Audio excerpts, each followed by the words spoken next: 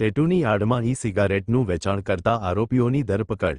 અડાજણ અને પાલ વિસ્તારમાં ટેટુની આડમાં ઈ સિગારેટનું વેચાણ કરતા આરોપીઓ ઝડપાયા। આરોપી મંથન શાહ અને જનક પટેલની સુરત એસઓજી પોલીસે કરી ધરપકડ। પોલીસે બંને આરોપીઓની ધરપકડ કરી કુલ ₹1 કરોડથી વધુનો મુદ્દા માલ કર્યો જપ્ત। 1.5 વર્ષ અગાઉ મંથન દિલ્હીથી ઈ સિગારેટનો જથ્થો લાવ્યો હતો। પોલીસથી બચવા મંથને અડધો ઈ સિગારેટનો જથ્થો જનકને આપ્યો હતો। સુરત એસઓજી પોલીસે બાતમીના આધારે બંને આરોપીઓને ત્યાં કરી રેડ। રિપોર્ટર જયદીપ રાઠોડ, સુરત।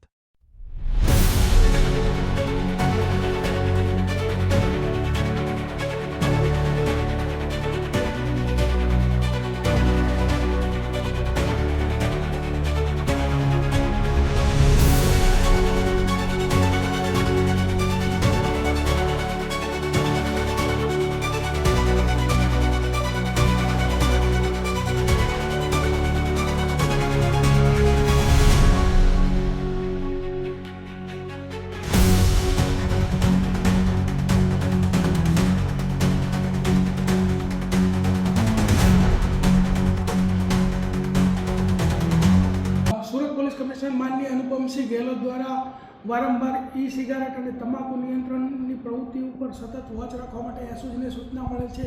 તે અંતર્ગત 10/6/2025ના રોજ ભૂલકા ભવન સ્કૂલ જે છે અડાજણની, એની સામેના ભાગમાં મહાન ટેરેસ કોમ્પ્લેક્સ ફ્લેટ નંબર 904ની અંદર એક એવી માહિતી મળી કે ત્યાં ઈ સિગારેટનો બસ મોટો જથ્થો ત્યાં પડેલ છે। તો તે એસઓજીની ટીમે રેડ કરતા ત્યાંથી 1 કરોડ અને 7 લાખના મુદ્દામાલ જેટલી ઈ સિગરેટ મળે છે। જે ઈ સિગરેટ વેપોરેઝો, ઝીરો, કેલિબ્રિયમ, ઉવેલ અલગ અલગ કંપનીઓની છે અને 2 આરોપીઓ મંથન શાહ અને જનક પટેલ આ બંનેને અટક કરેલ છે। મંથન શાહનો અગાઉ પણ 16 લાખનો ઈ સિગરેટનો કેસ એસઓજી દ્વારા ભૂતકાળમાં પણ કરવામાં આવેલ છે।